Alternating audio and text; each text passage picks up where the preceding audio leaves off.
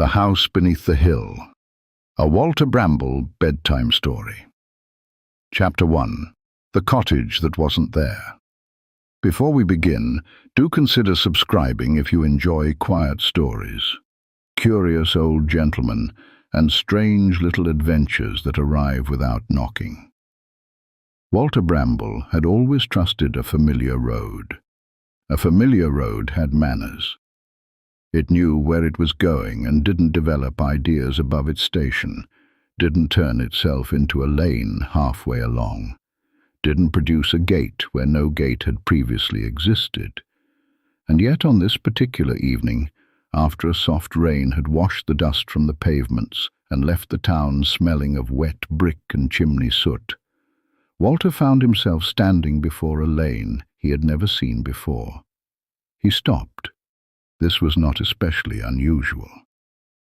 Walter stopped for birdsong, for slanting light, for badly arranged shop windows, for clouds that resembled disappointed animals.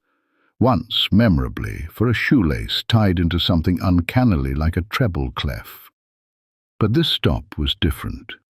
The lane was narrow, tucked between two old garden walls with a little iron gate at its entrance.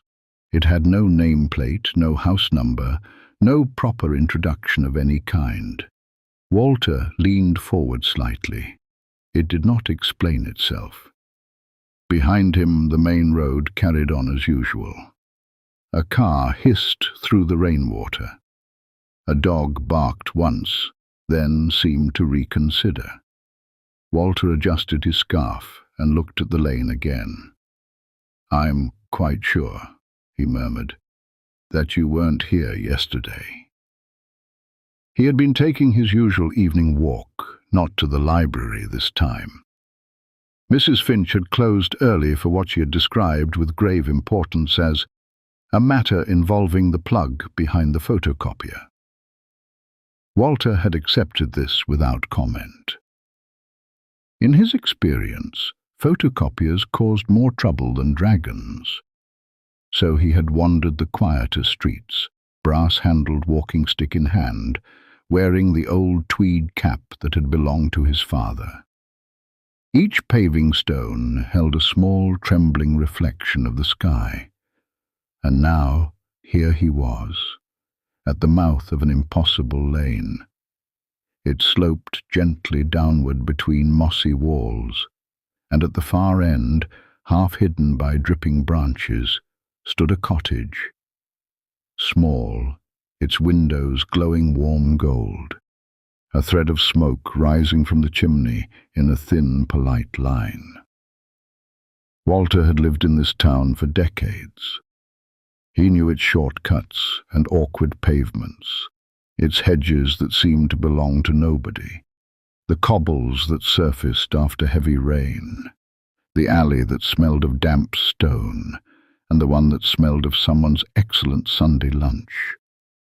He did not know this cottage. A sensible man would have turned around and gone home. Walter had always admired sensible men, from a distance. He opened the iron gate.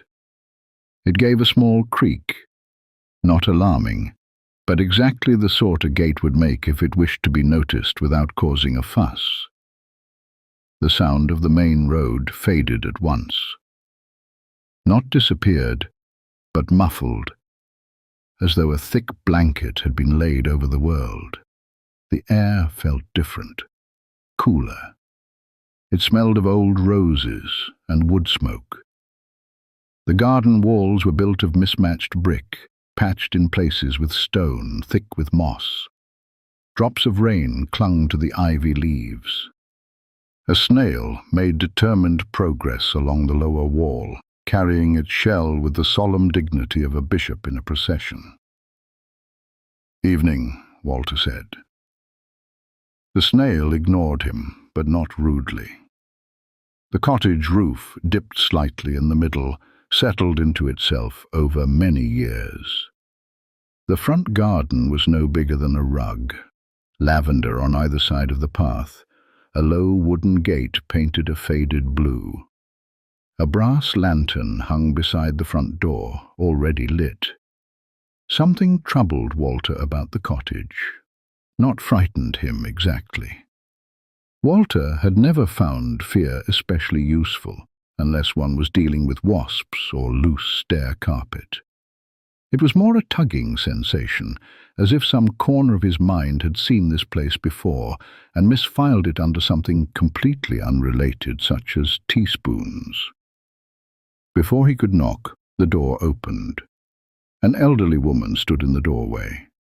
Small, neatly dressed, a dark blue cardigan fastened with pearl buttons. Her silver hair was mostly pinned back, though several wisps had escaped around her face. She looked at Walter with an expression of mild relief, as though he had arrived not unexpectedly, but slightly later than ideal. "Oh, good," she said. "You found it." Walter removed his cap. "I found something," he said carefully. "That's usually how these things begin." He considered this. He had known many conversations that began oddly. Some improved. Others became committee meetings. "I'm Walter Bramble," he said. "Yes," said the woman. He waited. She did not seem inclined to explain how she knew that. "And you are?" he asked. "Mrs. Elspeth Vale. Though names become rather slippery after a while. Mine still answers when called, but I wouldn't rely on it in a strong wind." "I see," said Walter. He did not see. Mrs. Vale opened the door wider. "Would you come in? I've put the kettle on twice by accident. That usually means company is expected." Walter looked behind him. The lane had grown dim and the sky had deepened. The sensible man inside him coughed politely and suggested retreat. Walter stepped inside. The room was small and warm. A fire burned low in the grate, throwing an orange glow that made the shadows comfortable. Round table, 2 armchairs, shelves of china, a clock on the mantelpiece that ticked with exaggerated importance. Every surface held some small personal thing. A wooden thimble, a cracked photograph frame turned face down, a blue glass bird, a tin of buttons, a folded handkerchief embroidered with the initials E.V.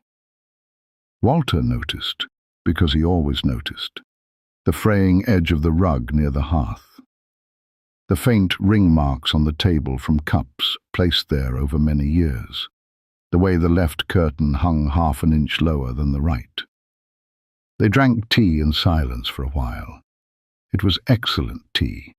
Walter believed this mattered. At last, Mrs. Vale set her cup down and folded her hands.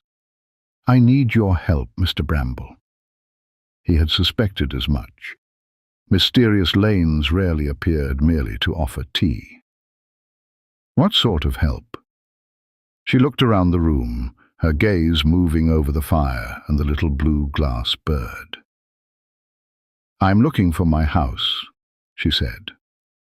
Walter blinked, then blinked again in case the first had been insufficient. "Your house," he said. "Yes." "This house?" "No." Walter looked at the walls. "But this is your house." "It is where I am. That isn't always the same thing." Outside, rainwater dripped steadily from the eaves. A log shifted in the hearth and released a soft sigh of sparks. Mrs. Vale opened the tin of buttons and took from it a brass key, long, old-fashioned, slightly tarnished, with a bow shaped like a leaf. It seemed to carry its own warmth, not hot, just alive with the memory of being held. She slid it across the table. "I've misplaced the real one," she said. "The real key?" "The real house." Walter looked at the key but did not pick it up. "What makes you think I can find it?" Mrs. Vale studied him. "Because you notice things. Most people look at the world and see arrangements. You look and see what has moved half an inch.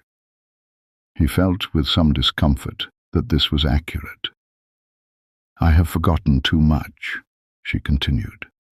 Not everything, just enough to lose my way.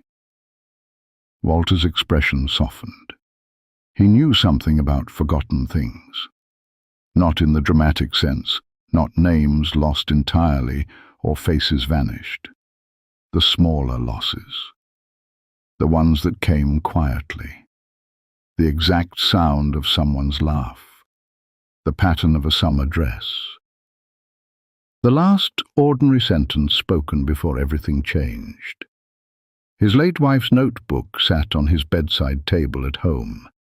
She had filled it with favourite quotations in her neat librarian's hand, and Walter had spent 3 years filling the spaces around her words with small observations and sketches. Memory, he had come to understand, was not a cupboard, however often people spoke as though it were. It was more like weather. It gathered, it thinned, it returned. "What do you remember?" he asked. Mrs. Vale looked down at her hands. A green front door, a narrow hall, a loose tile near the kitchen, the smell of pears ripening in a bowl, someone singing badly in the garden. She smiled, though her eyes shone. "I remember being happy there, but not where it was." Walter picked up the key. It fitted neatly into his palm. The room changed, only slightly. The clock missed a tick. The fire bent sideways as though touched by a draught. The air thickened with the smell of grass after rain. Mrs. Vale stood. "We should go before the lane forgets us." "I beg your pardon," but she was already walking towards the back of the cottage. Walter followed her through a narrow kitchen where copper pans hung from hooks and a loaf of bread sat cooling beneath a cloth. At the far end, a back door painted the same faded blue as the garden gate. Mrs. Vale stopped before it. "This is as far as I can go," she said. "What's behind it?" "That depends on who opens it." "That is not," Walter said, "the usual arrangement for a back door." "No, it is not." She touched the brass key in his hand. "You must unlock it, then follow the path down." Walter looked through the small square window in the door. He expected a back garden, a washing line, a damp lawn. Instead, the glass showed only darkness. Not blackness exactly. Depth. As though the night had been poured into the space beyond. Walter took a slow breath. "Mrs. Vale, I should mention that I'm not a professional finder of missing houses. No one is. That is why amateurs must sometimes do the work." He placed the key in the lock. It turned with a soft click that seemed to travel through the floorboards, through the little fire-lit room, and perhaps all the way back up the lane to the ordinary town beyond. Walter opened the door. A cool wind moved past him. Beyond the threshold was not a garden. It was a hillside. The cottage stood high above a valley he had never seen. Twilight lay over everything, the sky holding neither sun nor moon. The valley stretched wide and deep below, filled with soft blue shadow and scattered golden lights. At first Walter thought they were lanterns. Then he understood. Houses, hundreds of them.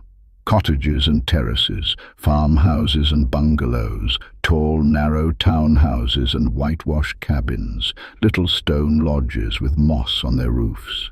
They lined winding paths and small lanes that curved between meadows, orchards, streams, and low stone bridges. Every house had a light in at least one window. Every house looked as though someone might return at any moment. Walter stood very still. Behind him, Mrs. Vale whispered, "There it is." What is? The place beneath the hill. Thumbnail suggestion. Walter opening a back door from a small cottage onto a vast twilight valley filled with glowing houses. He stepped outside. The grass was wet and silver-tipped.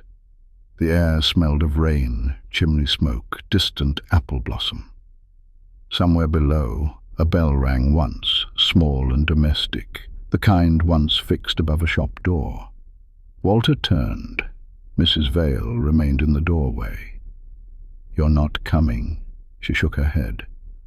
"I've tried. The path sends me back." "Why?" "Because I don't know what I'm looking for clearly enough." He looked down at the valley. "And I do. You know how to look." The back door began to dim around its edges. Walter stepped quickly forward. "How will I return?" Doors remember both directions. He was not convinced, but he had already learned that conviction was sometimes a luxury, depending on the evening. The door closed gently behind him. For a moment the cottage remained on the hillside. Then it grew less certain, until Walter could see the wet grass through it, and then only the shape of where it had been, and then nothing at all. He was alone. "Well," he said softly, "this is inconvenient."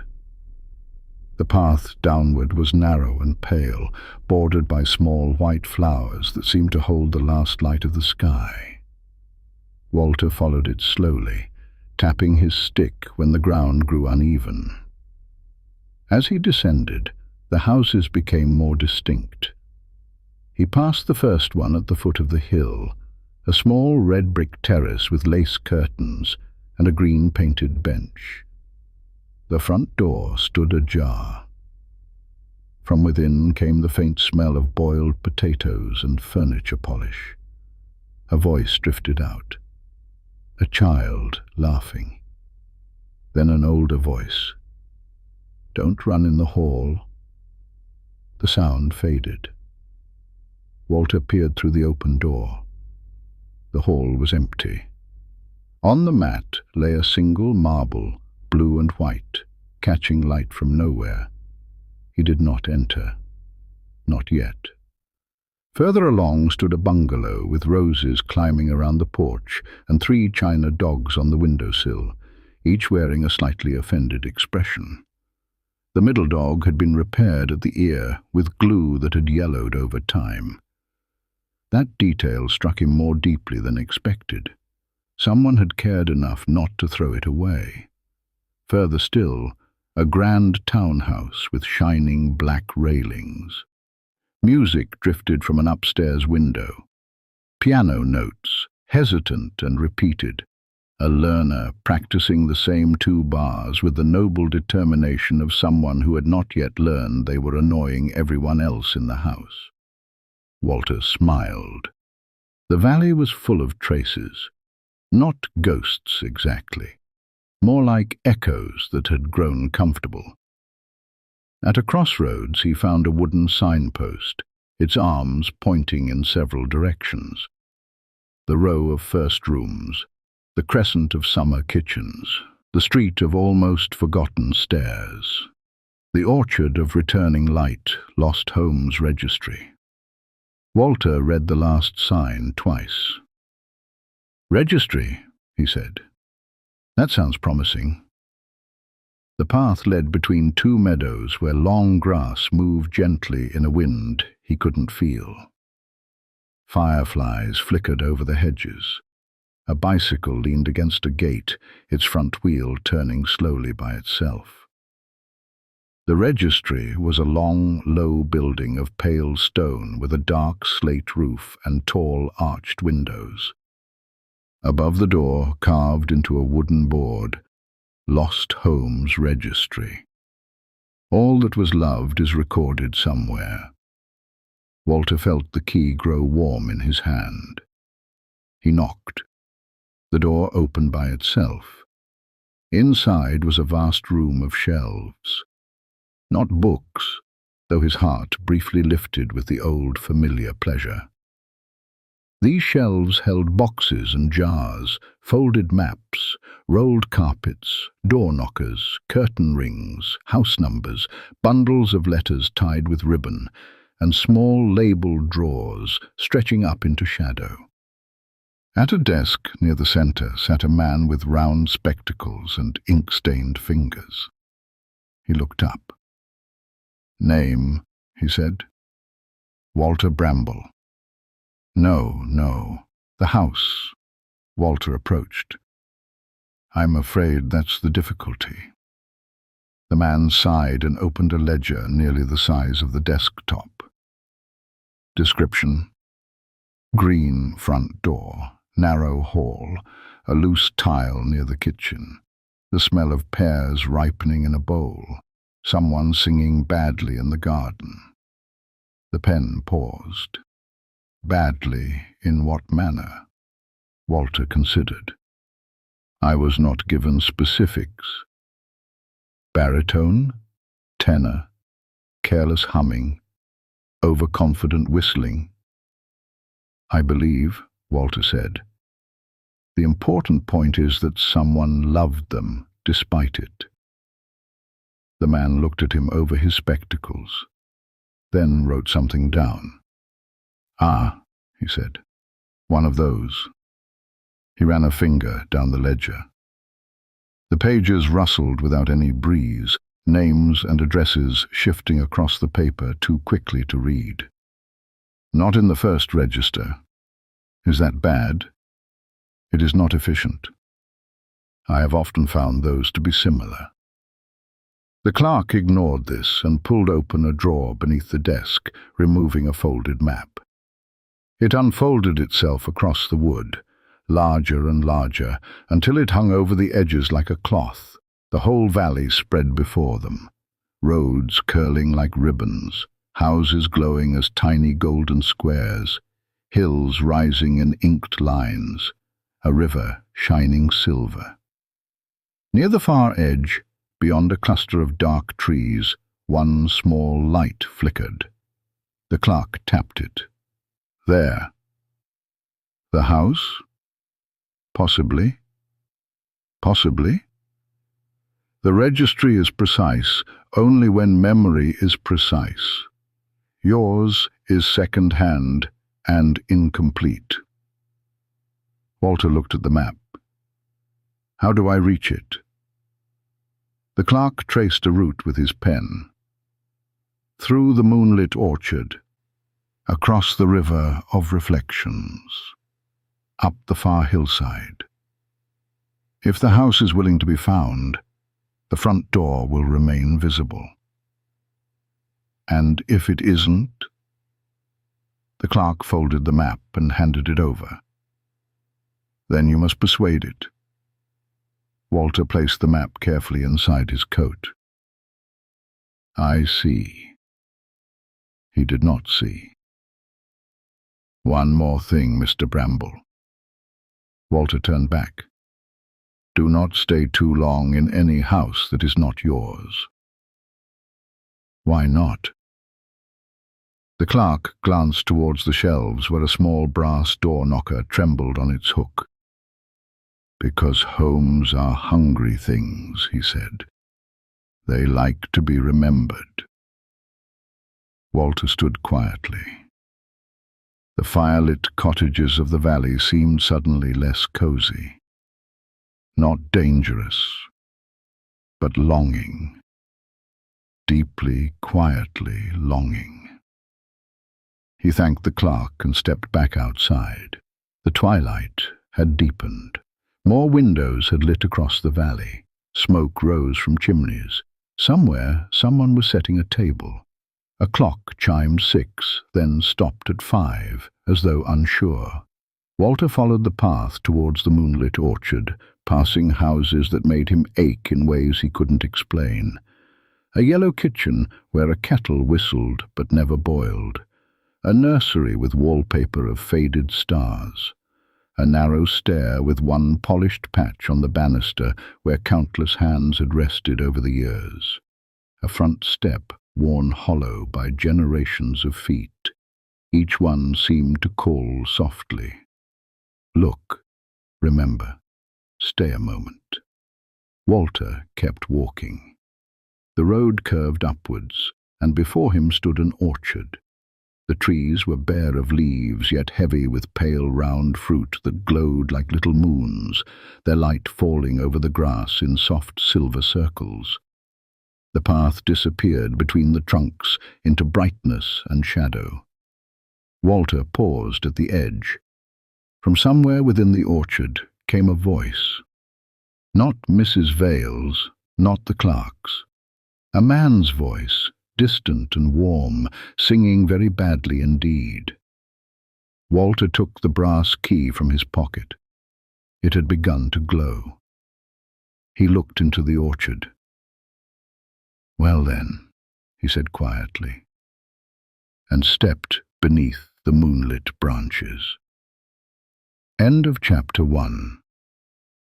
Chapter 2. The Valley of Lost Homes. Walter Bramble had always believed that orchards ought to behave like orchards. Trees should stand where they were planted. Paths should lead somewhere. Fruit should not glow. The moonlit orchard appeared determined to ignore all of this. He walked slowly beneath the silver-lit branches. The strange fruit hanging above him contained its own light, soft and pale, pooling across the grass and painting the trunks in shades of pearl and grey. The singing continued somewhere between the trees, neither closer nor farther, simply present, a man attempting a tune with admirable confidence and very little success. Walter smiled despite himself. Someone singing badly in the garden. For the first time since entering the valley, he felt he might actually be following the right trail. The path wound deeper into the orchard, and soon Walter noticed that not everything hanging from the branches was fruit. A child skipping rope, a gardening glove, a faded ribbon, a wooden yo-yo, an old bus ticket, a single house key. Each object swayed gently in air that wasn't moving. He paused beneath one tree. A small brass bell hung from a branch, its surface worn smooth with age. Without quite meaning to, he touched it. The bell chimed once, and for a moment he was somewhere else entirely. A bright kitchen, summer light flooding through a window. A young girl burst through a back door carrying muddy boots. A woman laughed and pointed at the floor. A dog barked, the smell of fresh bread. Then he was back beneath the trees. Walter stared at the bell. Good heavens! The experience had lasted no more than a second, yet it had felt entirely real. He walked on more carefully now, understanding what he was moving through. A marble revealed a birthday party, a gardening trowel, an afternoon planting roses, a wooden spoon, a family baking while rain tapped against the windows. Thousands of ordinary moments, the sort people rarely thought important until years later. Walter slowed his pace. History books recorded kings and battles and inventions. These shelves of air preserved something else. The small moments, the ones that actually made up a life. Thumbnail suggestion. Walter walking beneath glowing silver trees with household objects hanging from branches, each surrounded by faint memory-like light. The singing eventually led him to a small clearing. A man stood beneath one of the moonfruit trees, wearing overalls and a flat cap, a watering can at his feet, singing enthusiastically to a patch of flowers. The flowers appeared unimpressed. Walter approached. The man looked up. "Evening." "Evening," said Walter. The man nodded and resumed singing. Walter waited. After several bars, the man stopped. "Sorry, I tend to forget I'm doing it." No apology necessary. Most people disagree. I imagine they do. The man laughed. It was a cheerful sound. Walter noticed something odd. The man's outline seemed slightly blurred around the edges, not transparent, just unfinished, like a pencil sketch awaiting its final lines. "Are you real?" Walter asked. The man considered this. "I used to be." Walter found this less alarming than he probably should have. The man nodded at the glowing key. "Looking for a house?" "How did you know?" "Nobody carries one of those unless they're searching." "I'm helping someone," Walter said. "That's usually how it starts." Everyone in this place, Walter reflected, seemed fond of saying mysterious things and then acting as though they'd been perfectly clear. The gardener picked up his watering can. "Green front door?" Walter went still. "Yes." "Thought so." He scratched his chin. "I don't know the house exactly, but I know the song. The man who lived there used to walk through here." The same man. Couldn't hold a tune if you nailed it to a fence. Walter almost smiled. "Then I'm on the right road." The gardener pointed through the orchard. "Keep heading east." "How will I know east?" "The fruit knows."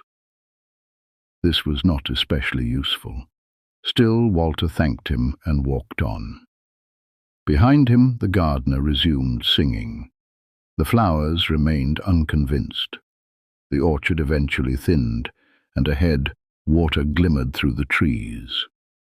Walter emerged onto the bank of a broad river, the surface so still it resembled polished glass. He looked down. The river reflected not only the sky. When Walter looked, he did not see himself standing on the bank. He saw himself as a young man, then as a schoolteacher, then standing beside his wife years ago, then carrying boxes into his first home. He felt his chest tighten. He had not expected to see her. Only for a moment, just long enough to remember the exact way she used to smile when she was amused, but trying not to show it. He removed his spectacles. The images vanished, leaving only water. He put them back on. They returned. "Interesting," he murmured. A small boat was tied nearby.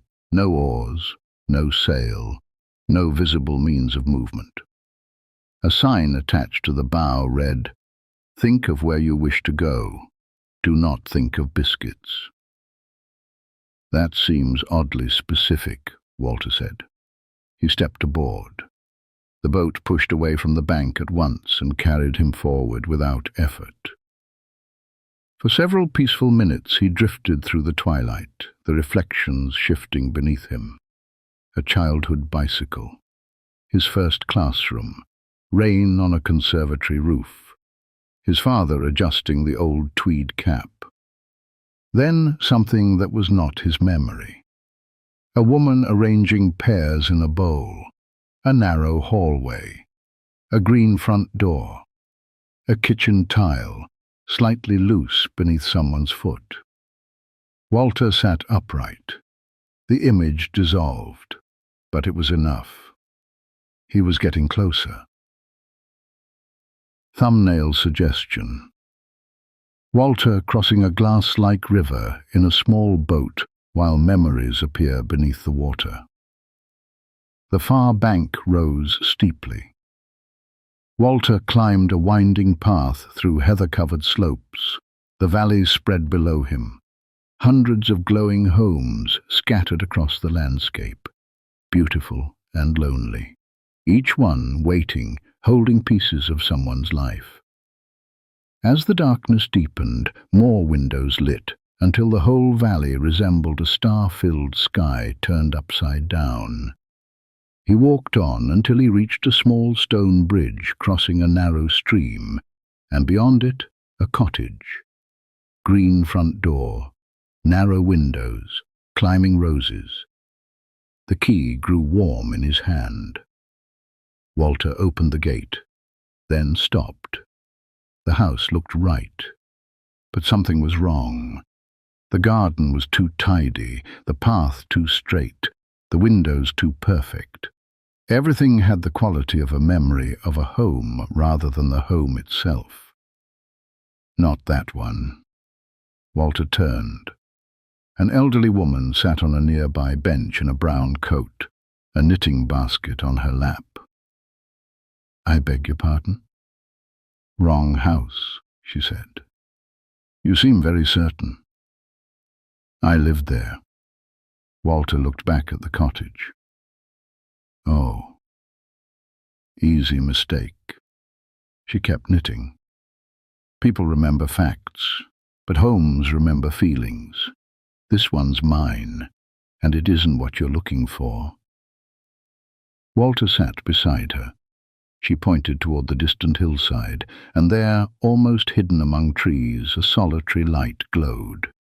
The same one marked on the clerk's map. "That one?" he asked. She nodded. Walter rose. "Thank you. Tell them not to forget the pears."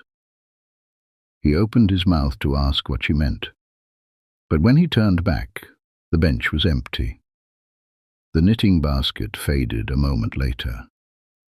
Walter stood alone beside the stream. The distant light flickered softly through the darkness. He looked at the key, which was shining brighter than before, and began walking toward it. A strange feeling settled over him as he went. Not fear. Something closer to concern. Because for the first time he found himself wondering what would happen if the house no longer wished to be remembered. The light waited among the trees, and somewhere beyond the darkness, carried faintly on the wind, came the sound of a man singing very badly indeed. End of Chapter 2. Chapter 3. The Last Front Door. Walter stood for a moment beside the little stone bridge, watching the distant light on the hillside. The valley had grown quieter, though never silent. From somewhere below came the faint murmur of remembered lives. A piano note, a kettle whistle, the squeak of a garden gate, curtains being drawn at dusk. All the small sounds that belonged to home. He adjusted his scarf, settled his cap, and walked on.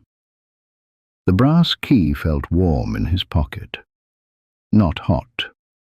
Comforting in the way that certain objects become comforting through long use, as though the warmth belonged to whoever had held it before. The path climbed steadily. The moon fruit trees had gone, replaced by old oaks whose branches stretched across the sky like dark lace, their leaves whispering overhead. Walter walked slowly and found himself thinking about his wife. Not with sadness, or not entirely. More with that particular mixture of gratitude and longing that arrives when a memory has had many years to settle. He remembered her handwriting, the notebook, the way she would pause halfway through a book and immediately begin telling him about it, knowing full well she was spoiling the ending. The memory made him smile. A warm breeze moved through the trees, and ahead the light brightened. Walter rounded a bend in the path and stopped. The house was smaller than he had expected. A modest cottage tucked among the trees, nothing grand, nothing that would make anyone look twice. And yet he knew immediately the green front door, the narrow hall visible through the glass, the small front garden, a pear tree growing beside the gate. The key in his pocket practically hummed. Walter stood and simply looked for a moment. The cottage felt different from the others in the valley. The others had contained memories. This one contained affection. There was a difference, a real and profound one. You could remember a place without loving it.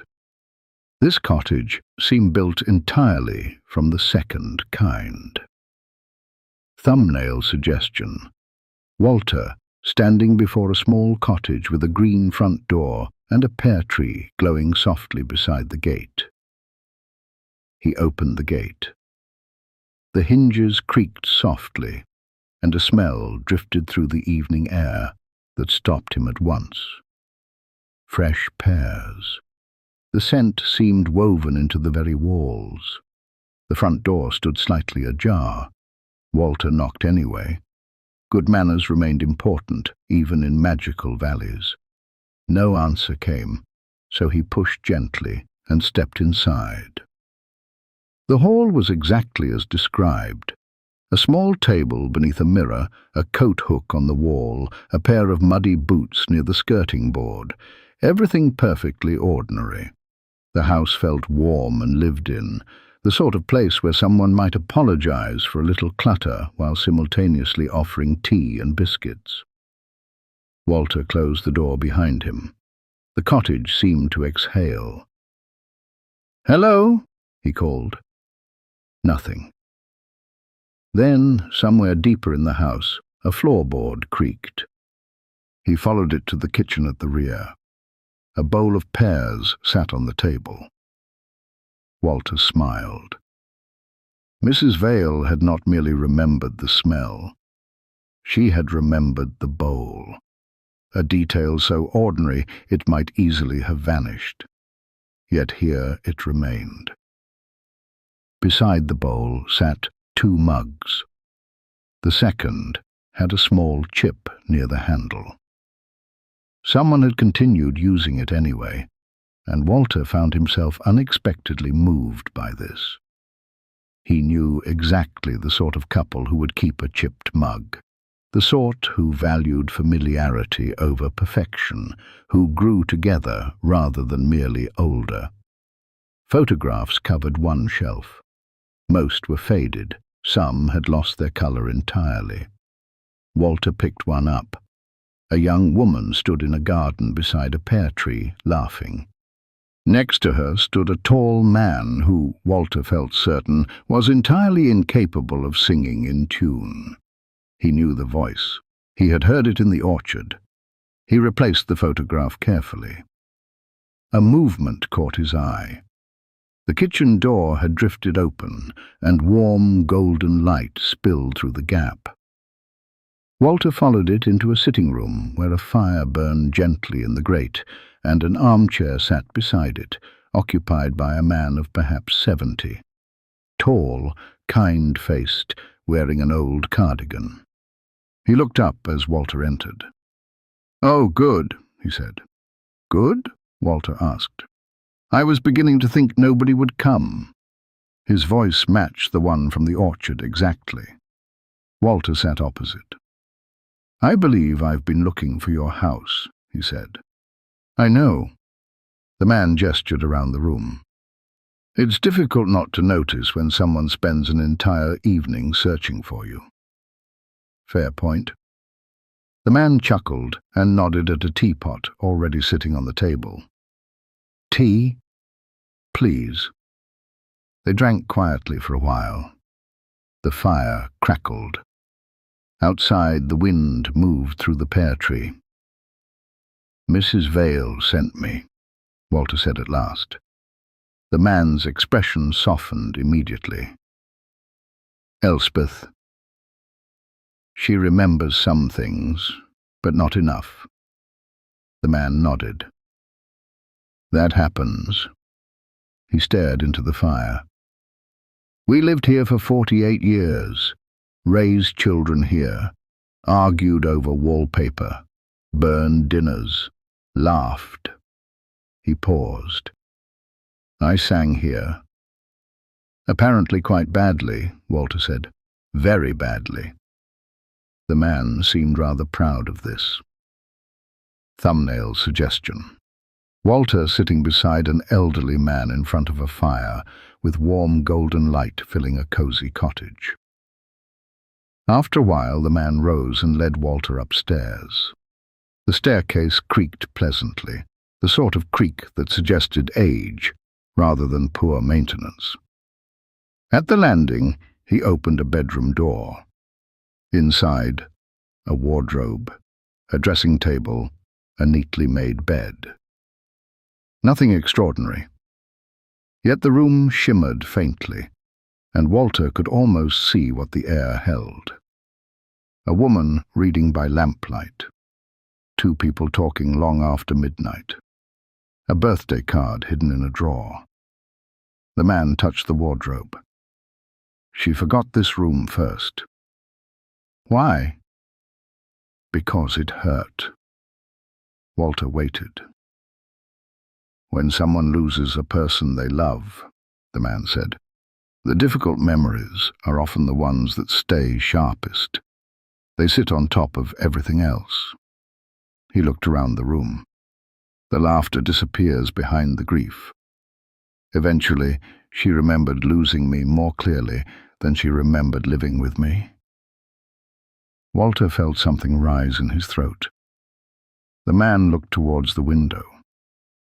That is why the house became hidden.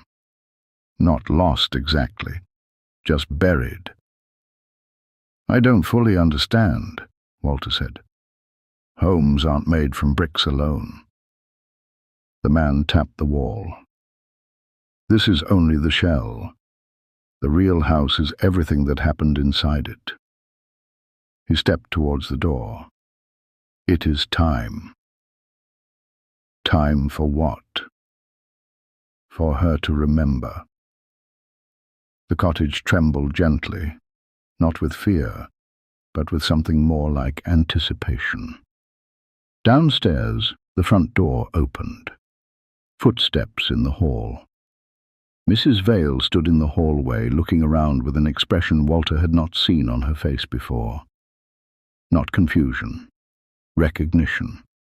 The bowl of pears, the photographs, the chipped mug, the loose tile beneath her foot as she stepped into the kitchen. Everything. Tears shone in her eyes. "Oh," she said, just that. One small word containing an entire lifetime. She looked past Walter, and her face changed. The man stood quietly at the foot of the stairs. For a moment she seemed uncertain, and then the years fell away. Not physically, but in her expression. The way a room looks different when someone finally opens the curtains. "You," she said. "Hello, Elspeth." Walter stepped back. Some moments belong to other people, and this was one of them. The cottage brightened around him. Summer afternoons, Christmas mornings, arguments long forgotten, songs sung badly in the garden. The air held all of it. Mrs. Vale laughed, a wonderful laugh, the kind that arrives unexpectedly after tears. "You were dreadful at singing." The man grinned. "I know."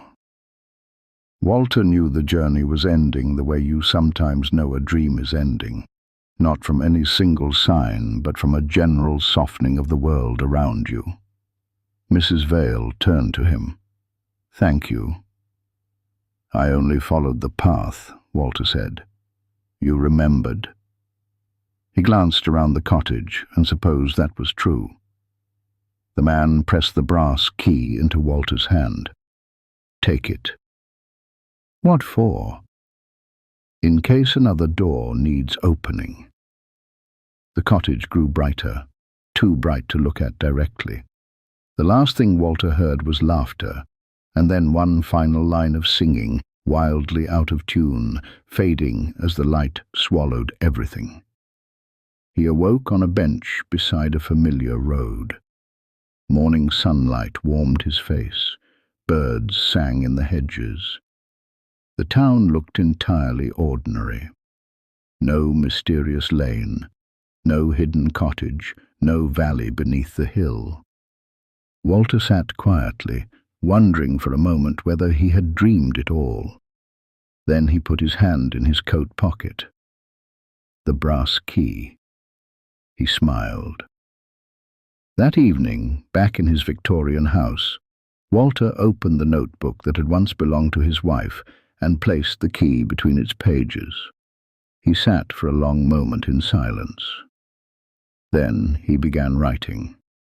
Not because he feared forgetting, but because some memories deserved company. Outside, evening settled over the town. The notebook lay open on the table, and just before Walter closed it for the night, he could have sworn a faint golden light flickered briefly between the pages, as though another adventure had already begun. Thank you for listening, and if you enjoyed spending time with Walter Bramble this evening, do consider subscribing for more gentle journeys into strange and wonderful places. The end.